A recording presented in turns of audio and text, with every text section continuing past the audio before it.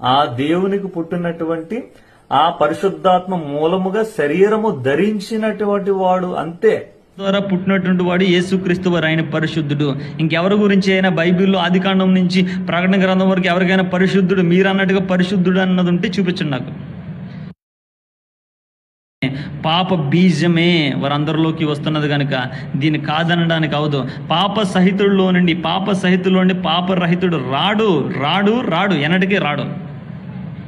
కనుక పరిశుద్ధుని యొక్క బీజము ద్వారా పుట్టినటువంటి వాడు యేసుక్రీస్తు వారు, ఆయన పరిశుద్ధుడు. ఇంకెవరి గురించి అయినా బైబిల్లో ఆదికాండం నుంచి ప్రకటన గ్రంథం వరకు ఎవరికైనా పరిశుద్ధుడు, మీరు అన్నట్టుగా పరిశుద్ధుడు అన్నది ఉంటే చూపించండి నాకు. కనుక పరిశుద్ధుని యొక్క బీజము ద్వారా పుట్టినటువంటి వాడు యేసుక్రీస్తు వారు, ఆయన పరిశుద్ధుడు. కనుక పరిశుద్ధుని యొక్క బీజము ద్వారా పుట్టినటువంటి వాడు యేసుక్రీస్తు వారు, ఆయన పరిశుద్ధుడు. కనుక పరిశుద్ధుని యొక్క బీజము ద్వారా పుట్టినటువంటి వాడు యేసుక్రీస్తు వారు, ఆయన పరిశుద్ధుడు. అదే గారు, ఆయన మత్తయి సువార్తల 1వ అధ్యాయంలో గాని, లోక సువార్త 2వ అధ్యాయంలో గాని ఆయన పరిశుద్ధాత్మ మూలముగా గర్భము ధరించినానంట కదండి. అవును. ఇప్పుడు ఎవరి ద్వారా గర్భం ధరిస్తే వాళ్ళే కదండి తండ్రి. అవును.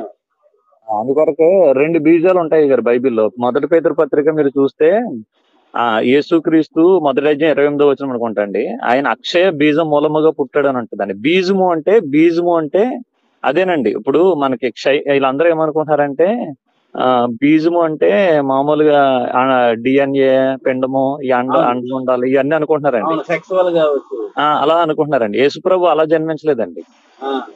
పురుషుడు లేడు కదండి గారు. అవును. పురుషుడు శుక్రకణం వెళ్తాదండి. ఇక్కడ పురుషుడు శుక్రకణం ఉండదు, దేవుడు శక్తేనండి అక్కడ. అవును. శక్తికి ఏంటంటే రూపాన్ని ఇచ్చేటువంటి, ఇప్పుడు పవర్ ఉంది గారు, పవర్ శక్తి అండి. అది వెలుగునిస్తుందా? అవును. అలాగే ఏంటంటే శక్తి రూపాన్ని ఇస్తుందండి. ఇప్పుడు కోడిగుడ్డు ఉందండి అయ్యగారు. ఇప్పుడు కోడిగుడ్డుకి అదేం చేస్తుంది అంటే తల్లి దాని మీద పొదుగుతుందండి. పొదిగినప్పుడు దాంట్లో నుంచి వేడి వస్తుందండి. ఆ వేడికి ఏమవుతుందంటే అది రూపం వస్తుందండి. అంటే శక్తికి రూపాన్ని ఇచ్చేటువంటి శక్తి ఉంటది అన్నమాట. అలాగే ఏంటంటే యేసు ప్రభు వారు అక్షయ బీజం నుంచి పుట్టాడండి. ఇంకెవరో అక్షయ బీజం నుంచి పుట్టలేదు, అందరూ క్షయమయ్యే బీజం నుంచి పుట్టాం మనం. ఆదాములో క్షయమయ్యే బీజం ఉందంటే చనిపోతారండి, అందరూ చనిపోతారు, క్షయమైపోతారండి, మట్టిలో కలిసిపోతారు.